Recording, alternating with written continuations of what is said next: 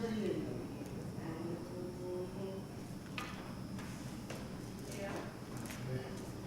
You know, somebody say, watch that, you step right in it. Oh, I bet you went off. Sound better. No, I'm getting there. I'm getting there. I mean, over time, I took my grandson and I did a little appointment up there at 38th and Meridian. Dad had to take his dad to work, take him to school, then run home. I guess that's what I live for. Yeah, doing great.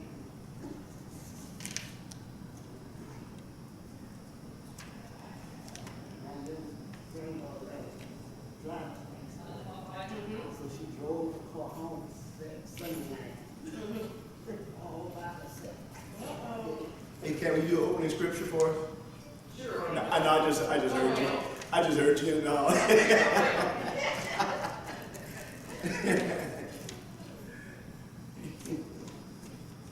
heard her say, no, I left my Bible in the car. Oh. So, All right. yeah.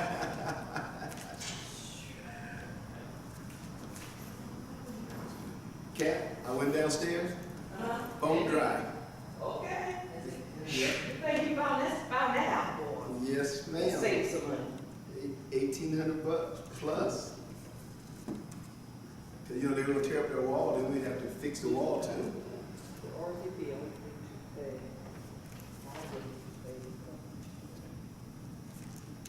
You know what? I'm making this cash.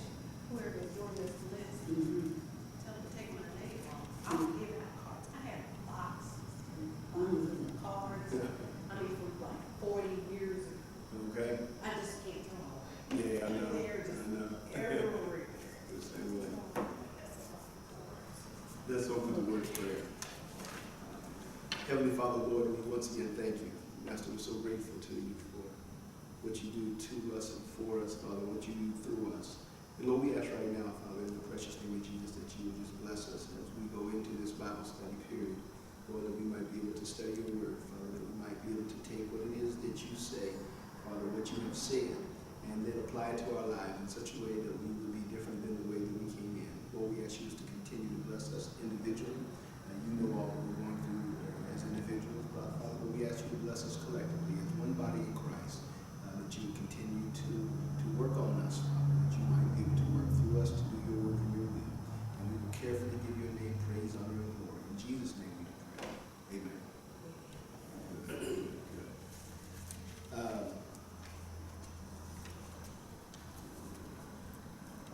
Go to Matthew chapter 23. So I started on that one previously. And the thing about Matthew chapter 23 is that it is a final. It is a final. It is a last. Jesus is preaching his last sermon. We as people make a big deal out of last this, last that, last the other. When we know that it's the last, sometimes things are last and we didn't know it. We find ourselves in that situation. But here, Jesus, of course, knew that this was his last sermon. Now, if I knew that this coming Sunday was going to be my last sermon here, then I would try to do whatever I could to make sure it's one that when it's over, folks say, what all? That was all right, man. I just let you know that was something, because I would want to, I would find myself doing things to try to make it so that I could get the attaboy, so that people would smile, they'd be happy, that they would have a fond memory of me. Jesus, however, as he preached his last sermon on this earth, his last sermon was not one where he sought attaboys. It was not a sermon where he was looking for people to be encouraged by him personally. What he wanted was the same thing that he always wants. What's that? What does Jesus really want? What does he want? What would you guess? What does he want from us? Love. That we love, that we will do what he says. He said later on, he's in another chapter, he says, how do you call me master? And you don't even do what I say. He wants your heart. He wants people to be changed. He wants them to be more like he is. That's why he lived his life as an example, and now he's looking for those who will not just walk after him, but that will walk like him. And here he is at the end, last sermon. And you know what he does? He takes this opportunity to be a scathing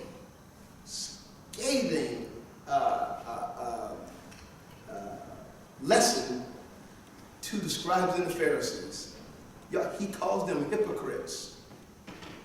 He calls them out. Now, if I were to do my last sermon and I call y'all names, I say that you're hypocrites, and I leave, y'all probably wouldn't talk very well of me for history. I probably wouldn't even make it on that little hallway that we got there. Any pictures you have of me will probably be taken down if that's the way that I decided to leave.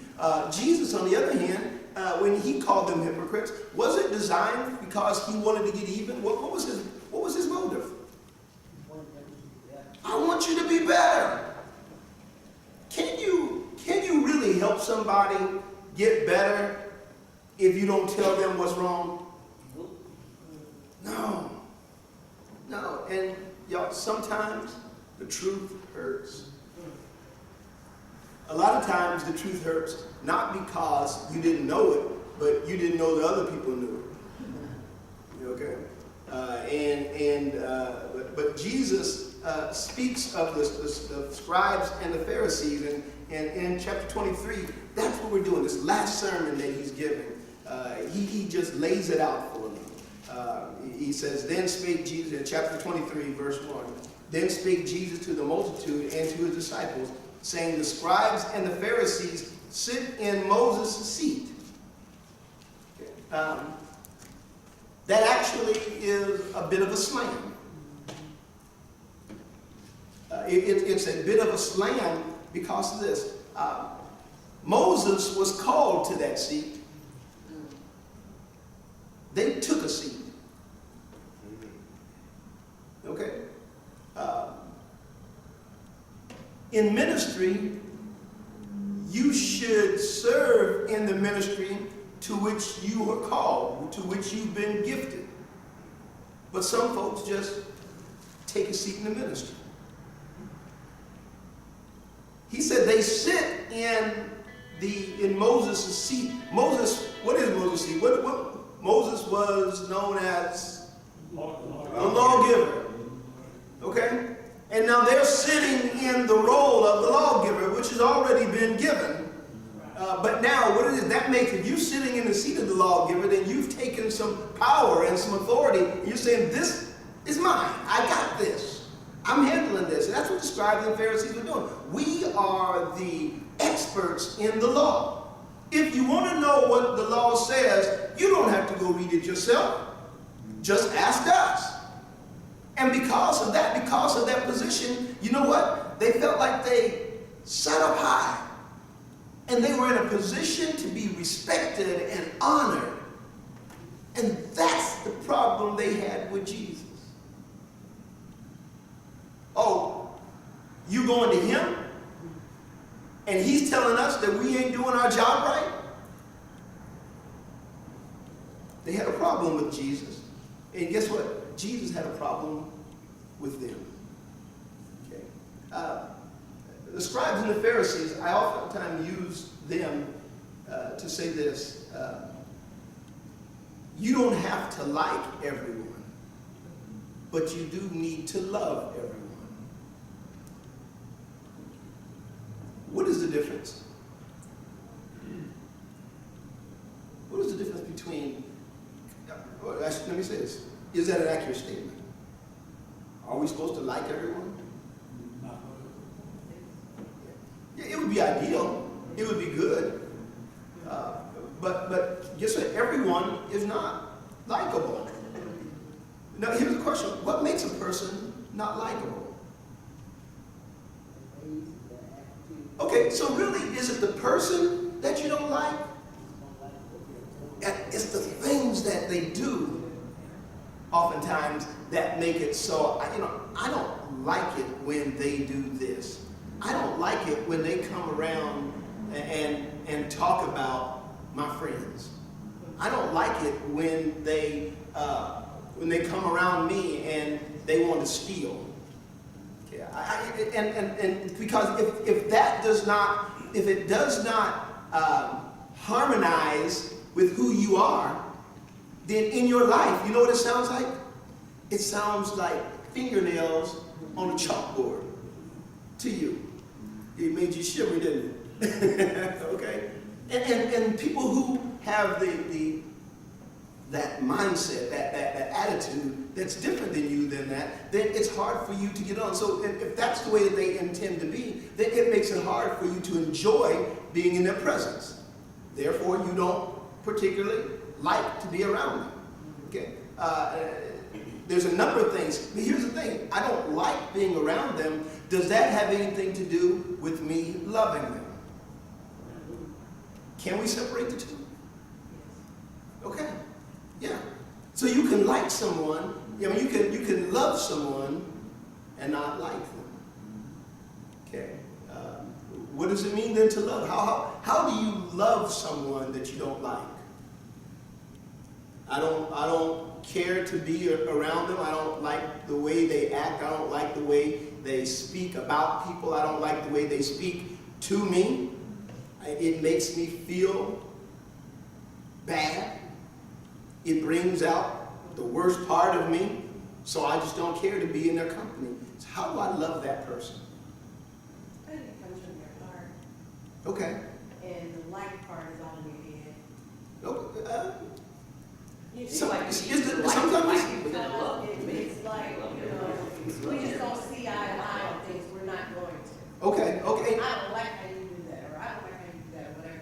You still love this person. Okay, good. Now, so what is love? What does it mean to love then? I think that's an emotion that's deep in your heart. Okay. It seems like it'd be easier to like people than to love them. Love, it's a serious word there. You don't need that for everybody. Okay. Anybody. Okay. To like people, but to love them, that's a serious word there. Well, But God commanded us to love. that we should do. He wants us to love everyone. He wants us to love everyone. In fact, love becomes the test of our Christianity even. By this, all men shall know that you are my disciples if you have love one for another. The question is, what does that mean? Look, watch this. To love means that we are seeking the highest good for someone else. I don't, but you know what? That's it. That's really it. Look, I couldn't stand being around him, but I don't want to see him die. Okay. In fact, I don't want to see them lose their job. I don't want to see. In fact, what I do want for them to gain come to a saving knowledge of Jesus Christ. I want that for them. I don't enjoy being around them, but I want them to come to Christ. And you know what? I still want them to be able to go to heaven. Okay? I still want that for them because I love them, even though right now I don't particularly care to be around them. I mean, that's just right now. It's like, I don't think you can go through a whole relationship with someone just not liking them. No, you're right. Why would you? Yeah. Why would you? Yeah. You're right though. You're right. You don't want that. But it is a fine line, and as human beings, it's a line that is blurred for many of us. If I don't like them, I also don't want to love them. Can I give you an example? Jonah. Jonah did not like the Ninevites. He didn't like them. He didn't like them. And guess what? He also didn't want to love them. Lord, I don't want to go and to preach to those people, those evil, evil people, because there were some things about him that rubbed him the wrong way. There was like scratching fingernails on a chalkboard. That's how he felt about the Ninevites. Okay. Nonetheless, God told him what to do, and he told God, don't really want to do that, because if I do, you're going to save them. I don't like them, and I don't want to love them either.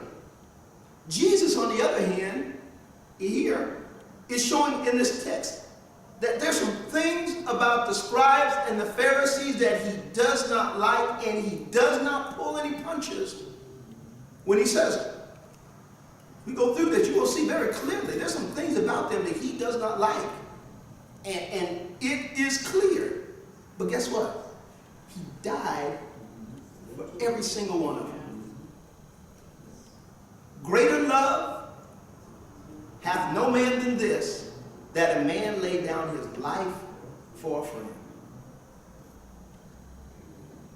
He did not like them. He did not like parts of that part of it. Saying like, it's kind of difficult when you say he doesn't like them, because that generalizes the whole thing.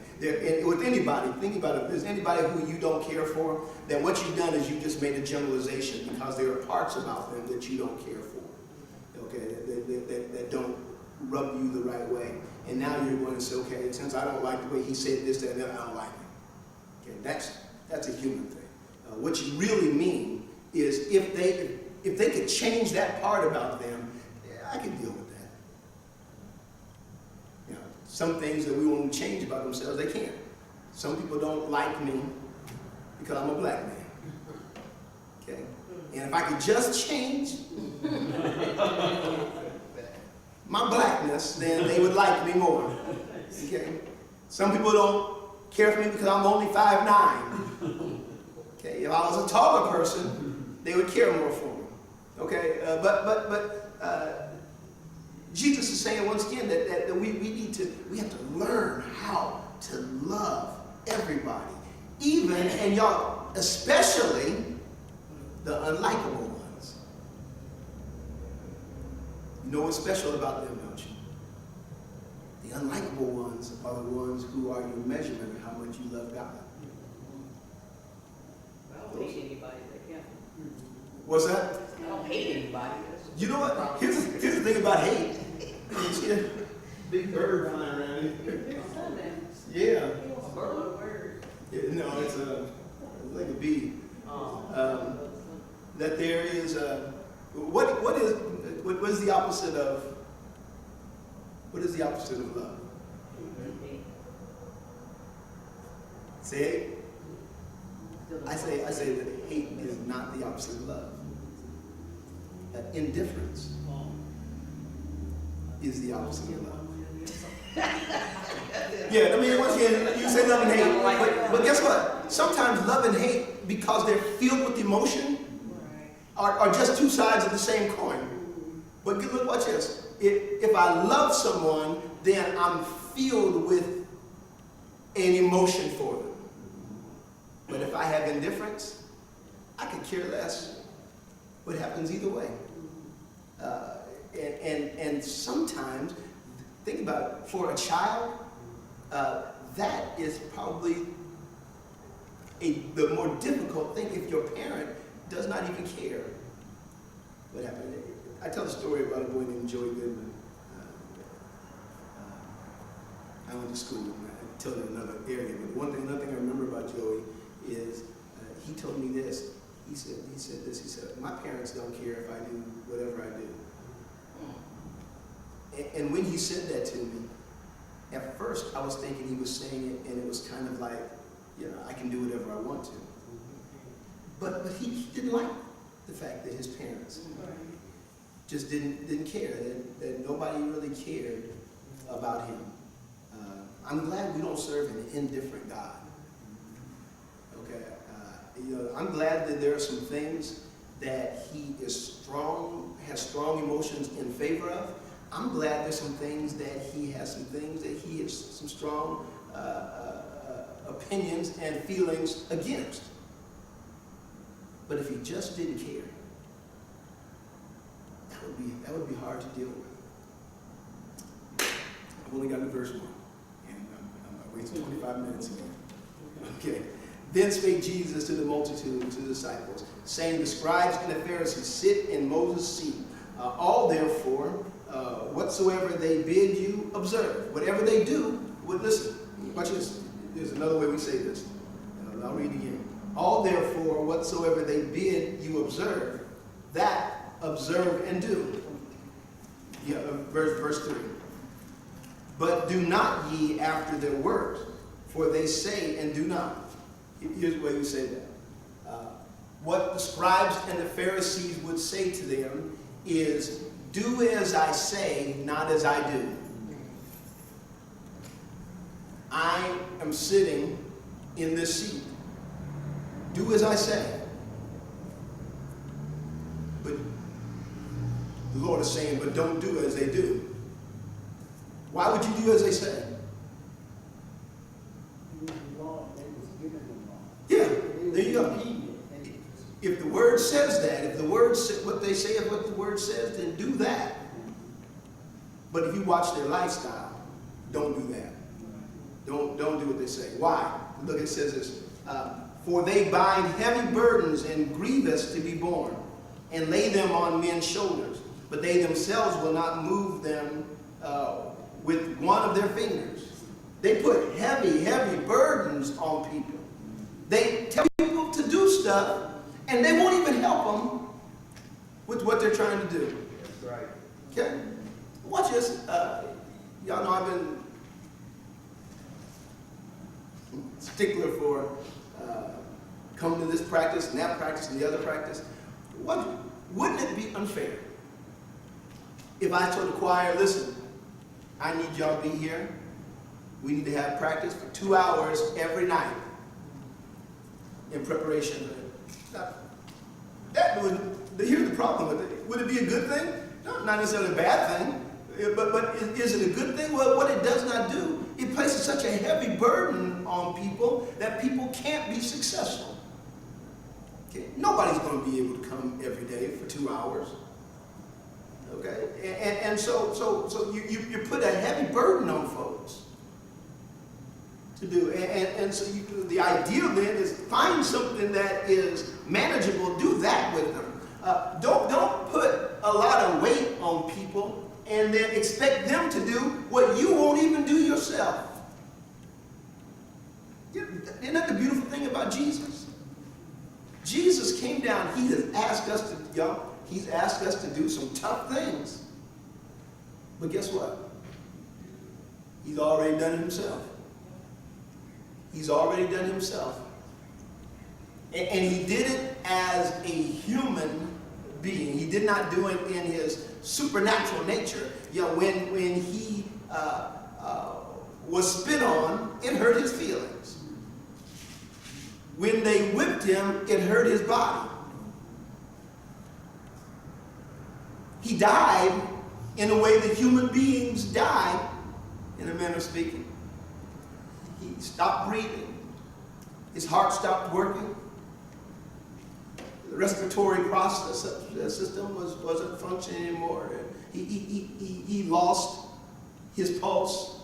That's what he went through, everything that we've gone through. He was born like we're born. So he lived a life like that, but he is not asking us to do anything that he wouldn't do. But the scribes and Pharisees, they would do that. We need y'all to be here and do this, that, and the other. And remember, the problem was trying to fulfill the law. It's impossible. 5, but all their works they do for to be seen of men. They make broad their phylacteries and enlarge the borders of their garments. The phylactery is actually a box. Go back and study this again. It is a little square-shaped box that would fit on the end of a leather band, and they would take the box and they would either tie it around their forehead or hold it on their left arm. Okay? Now, here's the thing. If you saw somebody walking down the street and they had a box on their head or hanging from their arm, guess what? You know what that means? Ah, that's one of the lawgivers. Okay? That's one of the lawgivers right there. Now, then it says this. The borders of the garment, that there would be a border, a blue border around the garment, and it was simply to remind them of their heavenly calling. Okay? But what they would begin to do was take that little thin border, and then they made it bigger and bigger. Okay? Because people would look and they see people who had the blue border around their robe. Oh, that's one of the lawgivers. Okay? Now, when you see that, then people are in awe of who you are. Okay? And they're saying they did it to be seen of men. 6, and they loved the uppermost room at feasts and the chief seats in the synagogues. Give me the best seat. And y'all be upset if they don't get it. And Jesus talked about that. He talked about having that kind of an attitude. And something I always tell my preachers whenever we go out, that you let them know that you're present, and then you take a seat out in the audience, and you have them call you up. Don't go up and take a seat up in the front. Yeah. Well, and that's what Jesus said in it. He said, yeah, he said the embarrassing thing happens from that point forward. But he said this. He said, because they may tell you to come down and bring somebody who they believe is more important than you. Okay? No. You wait. Humility. But they, the scribes and Pharisees, they loved it. They loved the attention. They loved being seen. And you know what? It's very easy to get caught up. Even as a pastor, it's very easy to get caught up. I told you some time ago about my friend Sam that passed. And I went to his wake, and there were 1,500 people that showed up to that wake. And at the church they were at, the church looked like a middle school. It was that big. And we were in the foyer area, which was big as most of our church. And they had a line that went back and forth like this. People, so I'm standing in line, and I'm saying this because confession is good for the soul. Bad for the reputation, but good for the soul. Okay, look, I thought this. It would be nice to let the preachers go up front.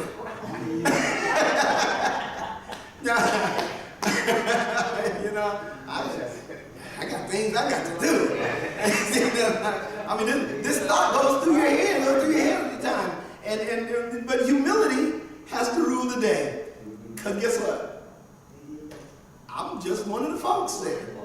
Okay, so I waited in line for 2 hours to get there. But that's all right. That was the lesson in humility, right? But he said because you got to be careful not to get caught up. But they loved it. They loved it. Look, 7, and they loved and greeting in the markets. Okay, they loved to be called to the front, to sit in the nice seats. 7, and greetings in the market, and to be called of men, Rabbi, Rabbi. Call me teacher. Teacher, teacher. Call out to them as teacher. I want you to lift them up. But be not called Rabbi, for one is your master, even Christ, and all ye are brethren. Okay? Don't look to be called, to be exalted by a title. Be brother so-and-so. You know what? As a sign of respect, oftentimes you all call me Pastor Woodall or Reverend Woodall. But I got a couple members here, and they call me Brother Woodall. And y'all, That's okay with me. Because if I'm not your brother, then there's a problem. And so, that's okay. It's not about the title. And really it's not about the title. It's always, what are you doing with the title that you have? Are you acting like someone who is doing what it is that you're doing, whether it's a deacon or a teacher or whatever, pastor, whatever your role may be? 9, and call no man your father upon the earth. Now, I'm going to stop there for a second. Because there are religions in the United States, and it is focused around the concept of calling some man father. I do not know how much more clear Scripture can be than when it says, and call no man your father upon the earth. For one is your Father which is in heaven. Now understand that what it's not talking about is a parent. Okay? That's not the relationship that it's talking about. But what it is talking about is one who is the life giver. In our carnal lives, in our worldly life, to be born in this world, you have one person who was the life giver, the father, your parent is the life giver. But you really only have one life giver. You have the parental life giver, but then you have the life giver, the one who gave life to your soul, to your existence. And there's only one, and he's saying, don't go around calling people father, because there is only one life giver. For one is your Father which is in heaven. Either be called masters, for even one is your master, even as Christ. But he that is greatest among you shall be your servant. Y'all, how many times we heard that we've been in it? It just keeps coming up, doesn't it? That we don't just go back and say that this is all about exalting ourselves, but let us be servant, have a servant nature. And whosoever shall exalt himself shall be abased, and he that shall humble himself shall be exalted. It's a concept that we've said over and over again. If you lift yourself up, if you build yourself up, be prepared to be torn down. Be prepared. That's what God does. Once again, he doesn't knock you down. He just takes you down a peg. He'll bring you to your knees just enough to be able to recognize who you are. And that is always designed for your good. Here we go. But now, the next two words. But woe. When you hear that word woe, what does that mean to you? What do you? It's going to be change of mind, or change of heart, or Okay. change of situation. Okay, there's a change. That's more what but is saying, is that we're going to take the flip side. The word woe, though. What do you think that word means? Yes, ma'am? No, well, that's if you're on a horse. Yeah.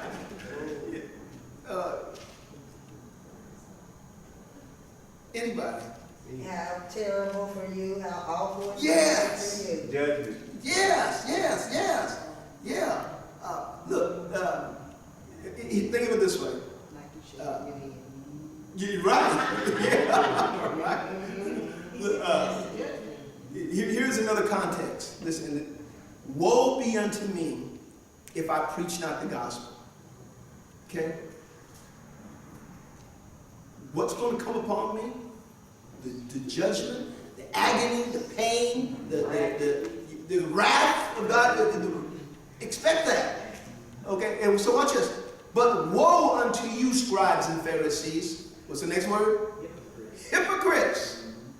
I'm telling y'all, last sermon, he laid it out.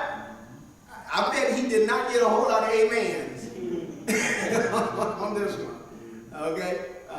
He said, woe unto unto you, scribes and Pharisees, hypocrites, for, watch it, and here's why he's so upset about it. For you shut up the kingdom of heaven against men. You shut up the kingdom of heaven. You block people's way. You make it so that they're not able to get from where they are to where they need to be because you're creating an obstacle. For you neither go in yourselves, neither suffer, permit you them that are entering to go in. You don't go in yourself, you won't even let them go in. You stand in the doorway and just block their way. Woe unto you, scribes and Pharisees, hypocrites! For you devour widows' houses, and for a pretense make long prayers. Two big ones right there. Okay? Devour women's houses, that widows' houses. That the widow had nothing more than when they had. Remember that in that day and time that they weren't going out and working, so to say. And then when their husband died, all that they had was the value of the house. And then he said, you take that. And the understanding is that you take it and don't even have a heart for what you just did. And then you make long prayers. Yo, I'm glad we don't have deacons that do that. But I've been at churches where the deacons, I have sat through a prayer that was nearly 20 minutes long. Nearly 20 minutes long. Now, here's the thing. Let me tell you the problem. What do you think? Let me tell you the problem with long prayer. And everybody knows it, whether they really want to say it or not. But long prayer gives Satan an opportunity to come in the midst. Okay? It does. Long prayer. And when I say this, I'm talking about public prayer. Okay? That when we do that because once again, why are they doing long prayers? To be seen. To be seen and heard. Now watch this. There comes a certain point in time when the prayer goes on and you are down with your head down. Thinking about something else. And you're thinking about something else. Let me tell you what you're thinking. Lord, please, man, don't stop. How long will this go on? Oh, he made me sick whenever he prays. Look, what's happening? The door that Satan had, first it was just cracked open. And then the longer the prayer goes, the wider the door gets. So that your heart is no longer on the message to God, but it is that feeling that you have toward the one who just keeps going on and on and on. Long prayers. But they do it to be seen, to be heard, and I got you for a while. You can't go no place else. And watch this. Therefore shall therefore shall receive the greater damnation. And damnation doesn't mean that they go into hell. It just means that there is a consequence to come for doing the right thing for the wrong purpose. Woe unto you, scribes and Pharisees, hypocrites! For ye compass seas and land to make one proselyte, and when he is made, ye make him twofold more the child of hell than yourself. He was on. You go all over the place. You go to the other side of town to go to try to find somebody from somebody else's church, to try to find them, to bring them to you. And when you do, you make them worse off than they were before. Yeah. And you make them worse off even than you are. Woe unto you, ye blind guides, which say, whosoever shall swear by the temple is nothing, but whosoever shall swear by the gold of the temple, he is a debtor. Look, you get your priorities all twisted up. And then when your priorities are twisted up, then you go and try to make things what they really are.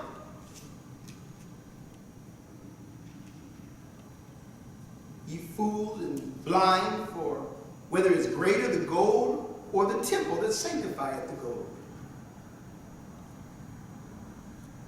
We get hung up on the details. But where should our focus be? Should the focus be on the gold that came in to the house of God? Or should it be for the work of the house of God? Whosoever shall swear by the altar, it is nothing, but whosoever sweareth by the gift that is upon the altar, he is guilty. Once again, mistaken priorities. Ye fools and blind, for whether is greater the gift or the altar that sanctifieth the gift. Whosoever therefore shall swear by the altar sweareth by it, and by all things thereon. And whosoever shall swear by the temple sweareth by it, and by him that dwelleth therein. And he that shall swear by heaven sweareth by the throne of God, and by him that sitteth thereon. Okay, once again, he's trying to use the same logic that you have going on. Woe unto you, scribes and Pharisees, hypocrites, for ye pay tithes of mint and anise and cumin, and have omitted the weightier matters of the law. Judge, mercy, and faith, these ought yet to be, these ought ye to have done, and not to leave the others undone. Okay, I'm sorry. I put my glasses on in the middle of that.